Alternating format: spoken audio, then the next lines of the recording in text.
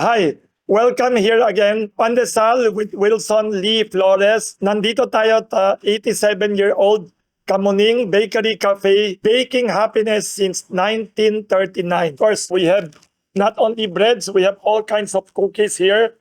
And of course, yummy, delicious brewed coffee. Today, pag-uusapan natin, we will discuss the newest good news in the Philippines, the new superstar tennis athlete Alex Ayala. Congratulations, she just became the first Filipina, also the first Southeast Asian woman to win the WTA Women's Tennis Association Championship in Washington, D.C. on August 4, 2026. Coincidence talaga. On that same day, Alex Ayala created history for the Philippines and Southeast Asia by winning the first ever women's WTA trophy. I wrote a column, same day lumabas, August 4, 2026 in Philippine Star. You can still look it up online, nasa philstar.com. Under lifestyle section, I wrote about what Alex Ayala taught my grandnephew in Washington, D.C. Baka magulat kayo, bakit grandnephew, di pa ako matanda? I have 7 half-brothers, half-sisters. Kasi my father had a wife before, died. My father, late in life, remarried again my mother. So may mga pamangkin ako, older than me or my age. One of my pamangkin, Dr. Patterson Lee in Virginia Beach, Virginia, USA, he has a son, si Harrison Lee, now senior college student of accounting in James Madison University. He was given the privilege to play practice tennis last Monday with, of course, the famous Alex Ayala and also with the famous defending champion of the Washington tournament. This experience was very unforgettable for my grandnephew, Harrison Lee. And what was more unique about the experience, another talented person, si Dayan Castillejo of ABS-CBN Television, was in Washington, D.C., witnessed my grandnephew playing with 2 tennis players who are great tennis players. So in-interview niya si Harrison Lee.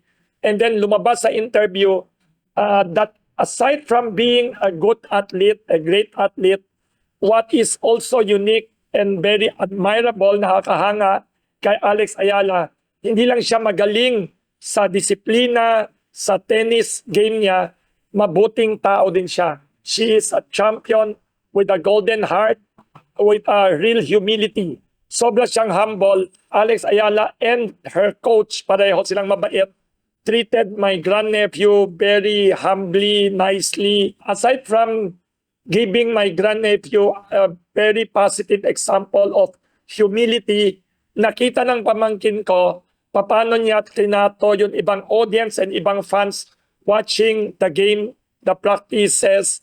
She lingered on, nagstayed on siya sa tennis court area, took the time to say hi to the fans, nagsign ng mga autographs. That is one thing that a young person like college student, varsity player, Harrison Lee will never forget. Sabi ko nga sa Philippine Star column ko, gold medals and trophies come and go. People remember the glory, the honors, the victories, the prize money. Pero what is more important that people will remember longer forever is the humanity, the humility, the kindness of champions. Dapat tayo maging mabuting tao. Hindi lang tayo kailangan maging magaling, matalino, mayaman, matagumpay.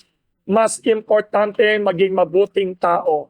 Importante maging mabait sa kapwa natin. Si Alex Ayala was very kind to other people, to the young athlete, my grandnephew, to the fans and other people watching the game. Isa pang naisip ko about this Alex Ayala phenomenon, maganda ang timing ng victory niya.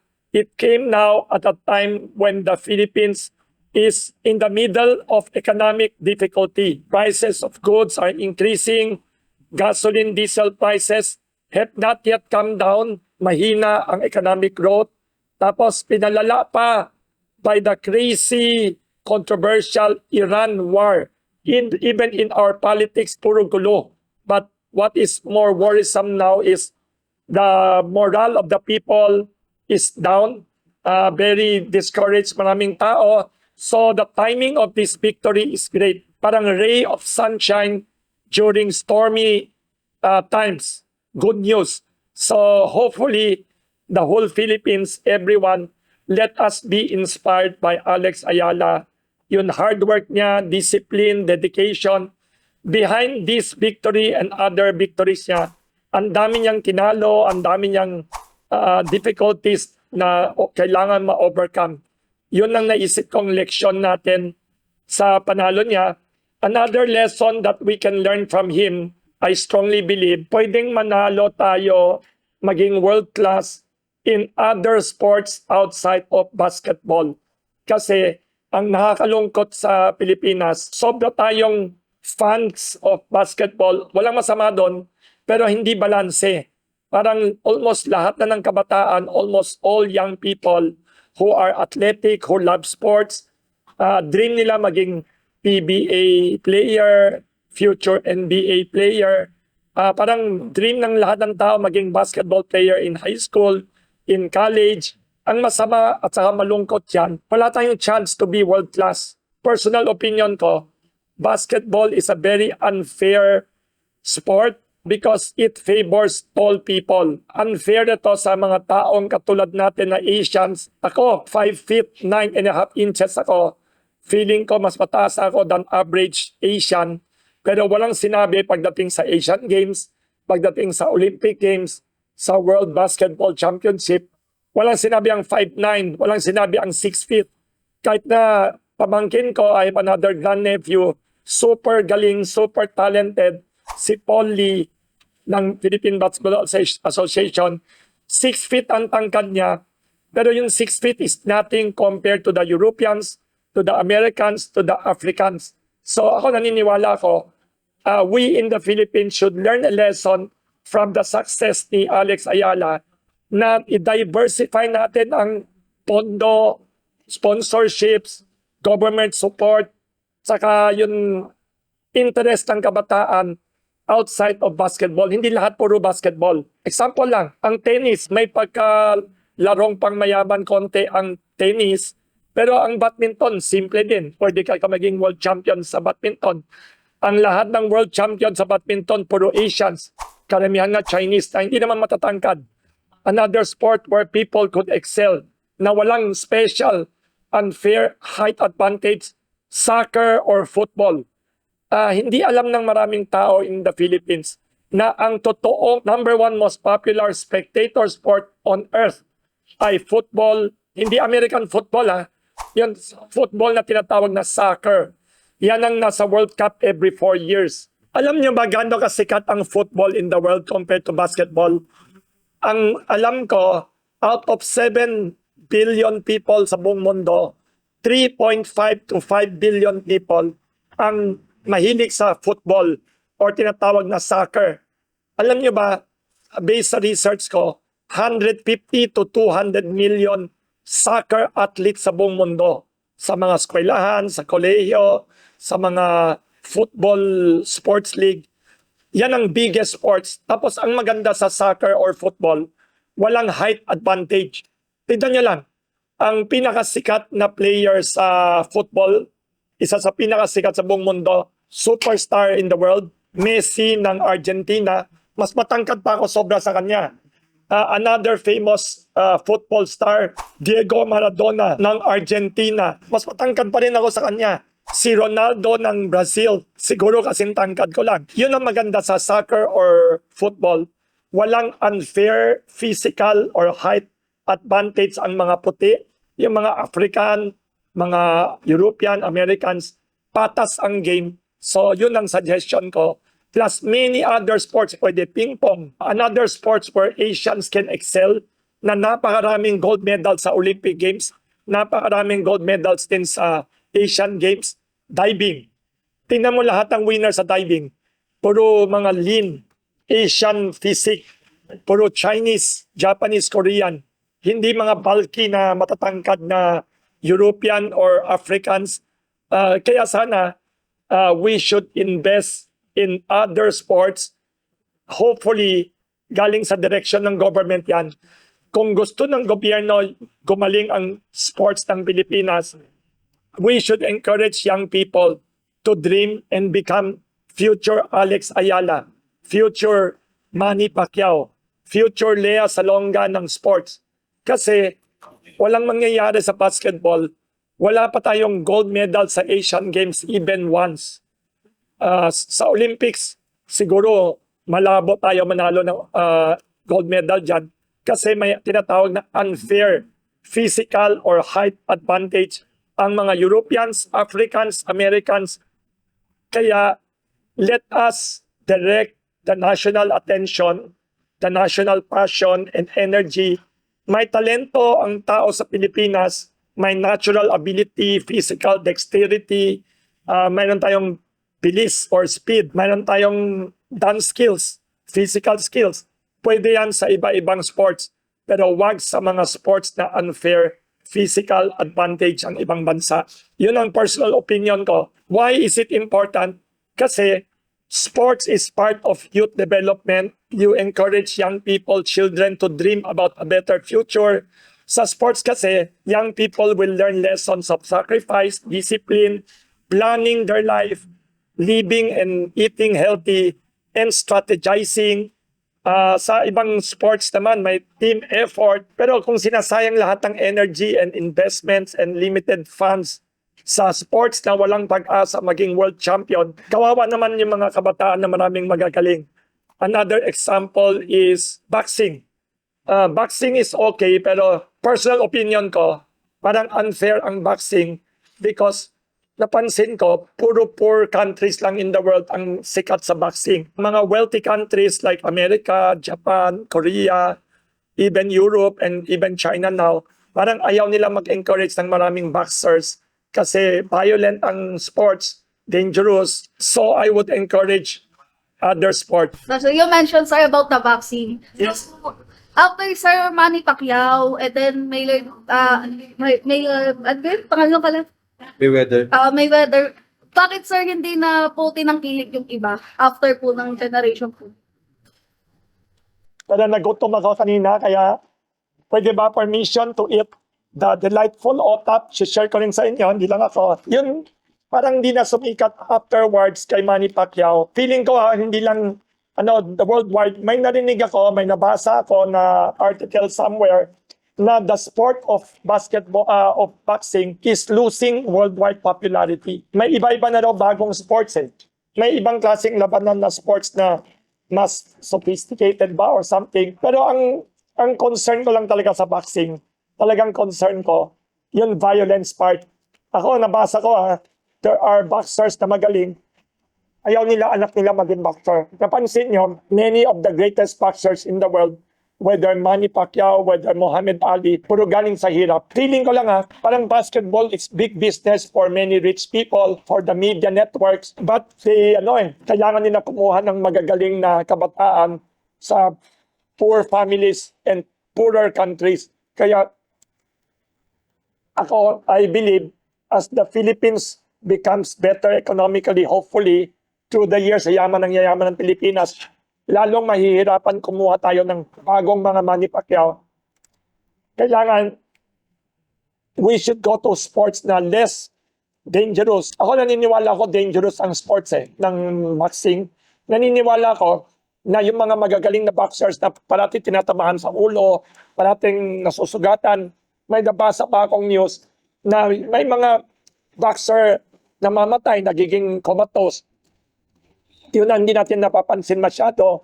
Yun ang dark side of that sport. Kaya ako, naniniwala ako sana ang gobyerno natin na sila ang pinakamaraming pondo sa buong Pilipinas. Kahit na 1 or 2% lang ng flood control funds nila, ibigay nila sa football, sa badminton, sa diving, sa swimming, sa iba-ibang sports, kahit sa chess.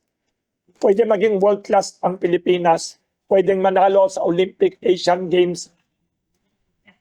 Ang nangyayari, unfortunately, even the biggest companies in the Philippines, yung mga pinakamayaman na kumpanya, Hinebra, San Miguel, PLDT, Smart, lahat ng malalaking company, may basketball team karamihan. Pero bakit walang football team? Bakit walang football league? Based sa research ko, ang football or soccer is a very democratic game. Kailangan mo lang isang bola. Kailangan mo lang ng open field. Pwede na maglaro ang kabataan. Basketball, nahirapan tayo. Tapos ang magagandahan pa ng football or soccer, may chance maging world champion. Kailangan natin ma-encourage ang young people and children to dream big. Huwag mag-dream ng pang Pilipinas, pang PBA, pang NBA lang. Wala pang naging NBA na sikat sa Pilipinas. Wala pang Asian Games champion tayo dito na team. I think the highest ever na na-reach natin sa Olympic Games was a silver medal. 1930 plus pa kung di ako nakamali. Panahon pa ng ni Adolf Hitler pa yata 1930 plus. Kasi at that time, 1930 plus, buong mundo, wala pang kakayahan sila sa basketball.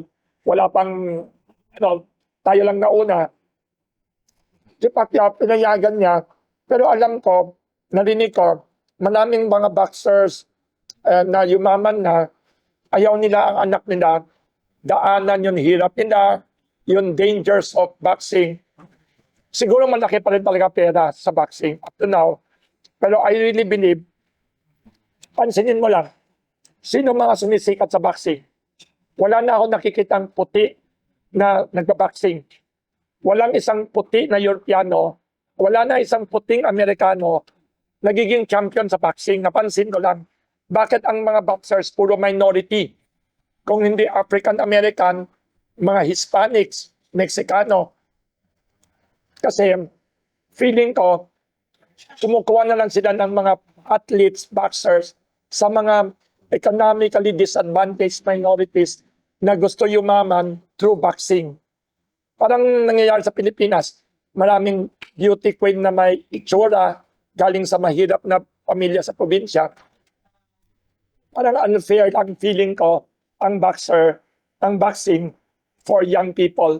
Sana ma-encourage natin sila to go to less dangerous sports. Ako naniniwala ko, sobrang dangerous ang boxing. Kahit na pwedeng sumikat, pwedeng maging kasing sikat ni Manny Pacquiao. Siguro sa tansya ko lang, siguro out of 100,000 na nananaginip, nangangarap na maging Manny Pacquiao, iisa lang yan in maybe 1 or 2 generations magiging kanyang kasikat. Talagang exceptional lang si Manny Pacquiao. Pero wag natin i-encourage young people. Personally, I don't encourage boxing. I would rather see young people play soccer, badminton, kung tennis, kung kaya, may larong pang mayaman konti ang tennis. Kaya nga magaling si Alex Ayala kahit na hindi suportado ng gobyerno noon. Sariling sikap lang, mga private sponsors, family members daw, friends niya. Hangat tayo sa ganyan. I-encourage natin ang mga ibang kabataan natin to go into other sports na may chance maging world champion. Yun ang suggestion ko. May chance maging world champion, maging Olympic champion. Maniwala kayo, ako naniniwala ako kung si Alex Ayala this year, 2026, sumali sa Asian Games. Baka manalo pa yan ng Asian Games gold medal for the Philippines. Baka manalo pa yan ng gold medal Olympics for the Philippines. Pero unfortunately, sa basketball, siguro for the next 100 years, unfortunately, dahil sa unfair ang basketball sa mga walang height, maybe for the next 100 years, baka wala tayong gold medal sa Olympic Games sa Pilipinas, wala nang sigurong silver medal. So yun, I would encourage people to go into other sports. Hindi ako against boxing, hindi ako against basketball. I encourage lang people to diversify tayo sa Pilipinas, especially naniniwala ako, personal belief ko, responsibility yan ng leaders. Whether leaders in government, whether leaders in private big companies, alam natin na may ibang sports, maraming ibang sports na pwedeng maging world champion ang kabataan. Bakit natin hindi i-encourage sila to dream to become world champion? Iba pa rin ang maging world champion. na talagang number 1 in the world. Mas iba yun eh. Ilan lang sa Pilipinas ang ganyan. Naniniwala ko si Alex Ayala sa women's tennis, may chance siya maging world champion. Yung recent victory niya sa Washington DC, yung WTA, the first ever WTA trophy niya, number 20 na siya in the world. Among all the women tennis players in the world, karamihan European, American, karamihan Westerners, kasi bias ang tennis yata sa mga mayayaman na bansa, karamihan mayayaman na bansa. Congratulations, number 20 na sa ranko si Alex Ayala. Thank you very much again for watching Pandesal with Wilson Lee Flores. Ito, mga cookies namin dito. We have all kinds of cookies. OTAP. Ito, masasarap na all kinds of, this is oatmeal cookies. This is oatmeal cookies. OTAP, not from Cebu, but from Kamuning Bakery Cafe. Of course, we have iba-ibang klaseng swirl pie. Ito, ube swirl. One of the favorites ko for breakfast, brunch, or midnight snack. With brewed coffee from Benguet Province, Arabica beans. I want to remind all of you, please hit the notification bell dito so that you will be updated about future episodes, future videos that we will upload. Thank you to all your feedback, your questions, and also we welcome all your suggestions. Once again, please share to others to follow and subscribe to this YouTube channel, Wilson Lee Flores, and across other social media. Please subscribe and follow. Thank you very much again. Salamat. Magkape tayo dito.